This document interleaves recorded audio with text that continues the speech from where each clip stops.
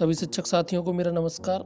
साथियों, आपका एक बार फिर से स्वागत है आपके ही अपने YouTube चैनल टेक्निकल मास्टर में। साथियों, आज इस वीडियो में हम कल आए हुए आदेश मेरा विद्यालय स्वच्छ विद्यालय के अंतर्गत क्या रणनीतियां बनानी हैं, क्या महत्वपूर्ण गतिविधियां करानी हैं, ये इस वीडियो में आज हम देखेंगे। तो आप वीडियो को लास्ट तक ज़रूर देखें और हमारे चैनल को सब्सक्राइब ज़रूर करें, जिससे कि लेटेस्ट वीडियो की अपडेट आपको मिलती रहे। इस आदेश का जो विषय है वह है परिषदीय विद्यालयों में मेरा विद्यालय स्वच्छ विद्यालय की अवधारणा को लागू किए जाने के संबंध में। मेरा विद्यालय स्वच्छ विद्यालय की अवधारणा। महोदय, उपयुक्त विषय के संबंध में आपका ध्यान आकृष्ट कराते हुए अवगत कराना है कि परिषदीय विद्यालयों में प्रति छात्र छात्राओं, अभिभावकों, स्थानीय समुदाय के स्वामित्व की भावना को विकसित करने में विद्यालय के शिक्षकों, स्कूल प्रशासन एवं प्रबंधन की महत्वपूर्ण भूमिका है।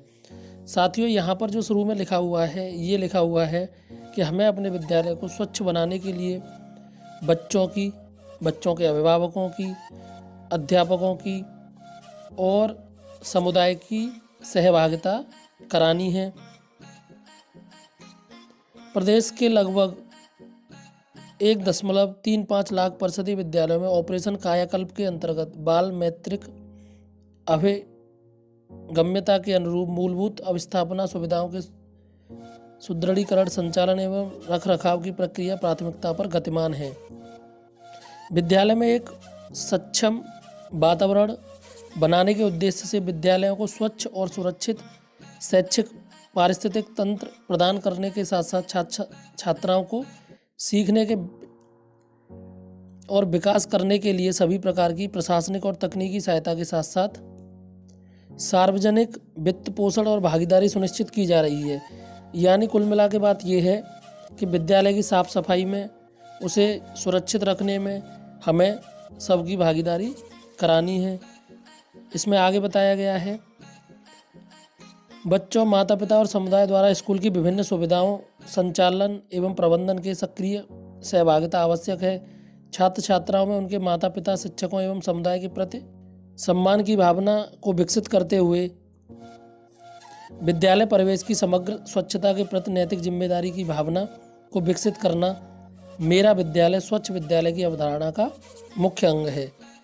यानी कि हमें छात्र छात्राओं, उनके माता पिता और समुदाय को सहभागी बनाना है विद्यालय की साफ सफाई में, विद्यालय की सुरक्षा में। आगे बताया गया है, विद्यालय की साफ सफाई एवं स्वच्छता केवल एक विशिष्ट व्यक्ति का कार्य नहीं है, बल्कि यह छात्रों, अभिभावकों, शिक्षकों, समुदाय का भी नैतिक दायित्व है।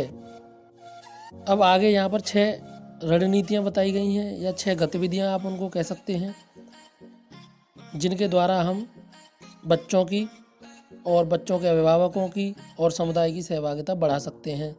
तो हम पहली रणनीति को देखते हैं, जिसका नाम है करके सीखना। छात्रों और अध्यापकों को भी अपने स्वयं के परिवेश के लिए जिम्मेदार बनाना। विद्यालय में साफ सफाई के प्रबंधन हेतु विशेष नवाचार के रूप यह है कि विद्यालय में पर्याप्त संख्या में झाड़ू, डस्टबिन, कपड़ा एवं अन्य सामग्री मौजूद रहे। इस प्रक्रिया को लागू करने हेतु एवं इसे बच्चों में व्यवहार परिवर्तन के रूप में क्रियान्वित किया जाना अत्यंत आवश्यक है। इस प्रक्रिया को स्कूल की समय सारणी में शामिल किया जाए, जिससे सभी छात्र छात्राओं के साथ साथ अध्यापकों द्वारा स्वच्छता प्रक्रियाओं में भाग लिया जाएगा। यानी कि इसको हमें स्वच्छता मिशन को हमें विद्यालय की समय सारणी में भी लागू करना है। अगला है कार्य करने से पहले सोचें। शिक्षकों द्वारा बच्चों में सीखने के लिए अनुकूल माहौल बनाए रखने में मदद करने के लिए छात्रों से बातचीत करने एवं अनौपचारिक तरीके के रूप में सफाई अभ्यास कराने और सीखने की सुविधा प्रदान करना। कार्य करने से पहले हमें ये सोचना है कि ये कार्य हमें क्यों करना है, इसके करने के क्या फ़ायदे हैं, इससे करने से क्या लाभ होगा। चूँकि इस प्रक्रिया में छात्रों द्वारा किए जाने वाले सफाई कार्यों को एक शैक्षणिक गतिविधि के रूप में विकसित किया जाता है, इसलिए शिक्षकों को यह समझना अत्यंत आवश्यक है कि विद्यालय में सफाई कार्य को क्यों और किस प्रकार से किया जाना चाहिए। बच्चों की सक्रिय भागीदारी के लिए शिक्षकों द्वारा इस पहल का नेतृत्व करने वाले भाग लेने और मार्गदर्शन प्रदान करने की अत्यंत आवश्यकता है। शिक्षकों को बच्चों के अनुकूल झाड़ू, ब्रश अथवा जो भी सफाई सामग्री, उपकरण इत्यादि को विद्यालय की आवश्यकताओं एवं क्षमता के अनुरूप व्यवस्थित करते हुए उनके उपयोग करने की प्रक्रिया से परिचित कराना चाहिए। तीसरी जो रणनीति है वह है करने के लिए सूची, टू डू लिस्ट। विद्यालय परिसर में कब, कहाँ और कैसे सफाई कार्य किया जाना है, इन तथ्यों को सूचीबद्ध किया जाना। यानी कि हमें क्या है कि विद्यालय में कब, कहाँ और कैसे सफाई करनी है, इसकी हमें एक लिस्ट बना लेनी है। अब आगे, विद्यालय परिसर बड़े या छोटे हो सकते हैं, इसलिए इस बात का चुनाव करना अत्यंत आवश्यक है कि विद्यालय परिवेश के किन क्षेत्रों को साफ कराना है। विद्यालय परिवेश के साथ साथ कक्षों की साफ सफाई पर ध्यान केंद्रित किया जाना अत्यंत आवश्यक है। उन क्षेत्रों की सफाई से बचना चाहिए जो बच्चों के लिए खतरनाक हों। तो हमें ऐसी जगह पर बच्चों से सफाई नहीं कर पानी है जो जगह खतरनाक हों अथवा उनकी क्षमता से बाहर हों। यहाँ पर हमें ये भी सुनिश्चित करना है कि जो बच्चे काम करें वो समूह में काम करें, ग्रुप में काम करें और साफ सफाई की गतिविधियाँ अधिकतम 15 से 20 मिनट की रखी जाएं, ताकि बच्चे सामूहिक गतिविधि का आनंद के साथ साथ संपादन करें और गतिविधियों को बोझिल न समझा जाए। तो जो हमें साफ़ सफाई की गतिविधियाँ करानी है उनका मैक्सिमम टाइम 15 से 20 मिनट तक रखना है और हमें ऐसी जगहों की साफ़ सफाई नहीं करवानी जो बच्चों के लिए खतरनाक हैं। अगला है कैसे और किस प्रकार की सामग्री का उपयोग करने के लिए सीखना। तो यहाँ पर हमें ऐसी साफ सफाई सामग्री की व्यवस्था करनी है जो बच्चों के आयु वर्ग के अनुसार हो और बच्चों के शारीरिक क्षमता के अनुसार हो। और इसकी जो व्यवस्था करनी है हमें कंपोजिट ग्रांट से कर सकते हैं। इसके अतिरिक्त यह भी प्रयास किया जाए कि सामग्री की व्यवस्था छात्र छात्राओं के माता पिता अथवा समुदाय द्वारा दान सहयोग के रूप में विद्यालय को उपलब्ध कराई जाए। सफाई के दौरान स्वयं का बचाव करने के लिए अध्यापक एवं बच्चों के लिए दस्ताने आदि की व्यवस्था भी की जाए। तो इसमें आप या तो कंपोजिट ग्रांट का यूज़ कर सकते हैं या आप समुदाय से या बच्चों के माता पिता से दान के रूप में इन चीज़ों के लिए कह सकते हैं या करा सकते हैं। प्रशिक्षण और सह प्रबंधन, ट्रेनिंग एंड को मैनेजमेंट। शिक्षकों एवं छात्रों द्वारा सफाई प्रक्रिया के दौरान दूसरों को प्रोत्साहित करने में मदद करना। विद्यालय की स्वच्छता एवं साफ सफाई हेतु गठित किए गए छात्रों को छोटे समूह में प्रशिक्षित करते हुए उनमें नेतृत्व क्षमता का विकास करना इस प्रक्रिया का एक महत्वपूर्ण चरण है। अध्यापक नोडल शिक्षक द्वारा छात्र छात्राओं को उन छोटे समूहों का कक्ष की सफाई, किस उपकरण का उपयोग कब, कैसे और किस समय किया जाए एवं किस कार्य के लिए कितने लोगों की आवश्यकता है इत्यादि। यानी हमें बच्चों को ट्रेन भी करना है, एक दिन की ट्रेनिंग भी देनी है और जिससे कि बच्चों में लीडरशिप क्वालिटी बिल्डअप हो पाए।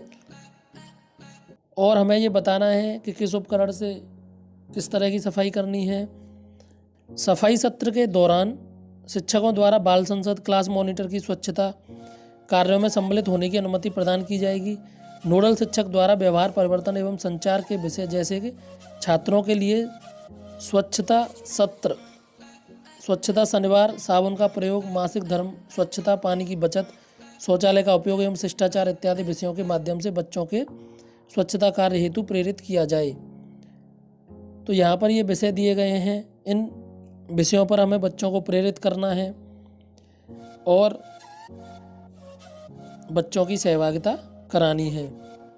अगला है स्वच्छता को पवित्रता पर्व के रूप में आयोजित किया जाना, celebrating cleanliness as holiness.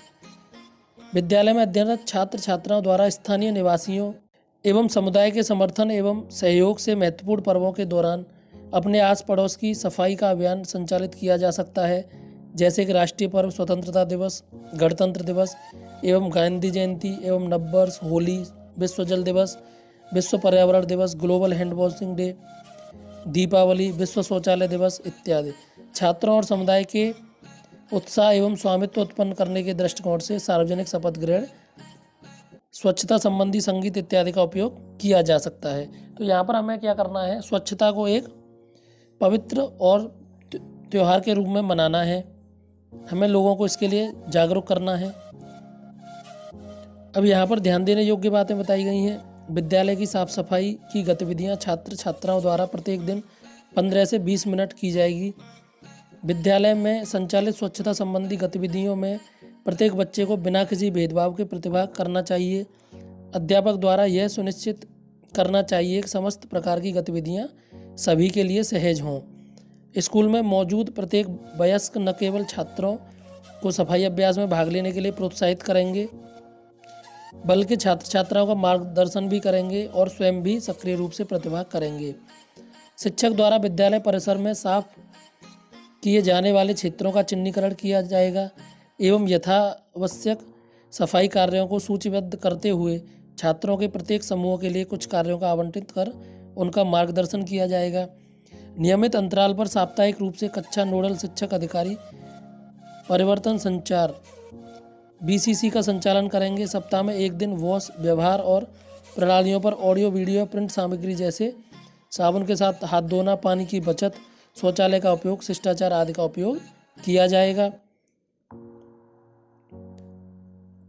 Junior section के सबसे छोटे बच्चों को भी किसी भी कठिन कार्य में नहीं लगाना चाहिए।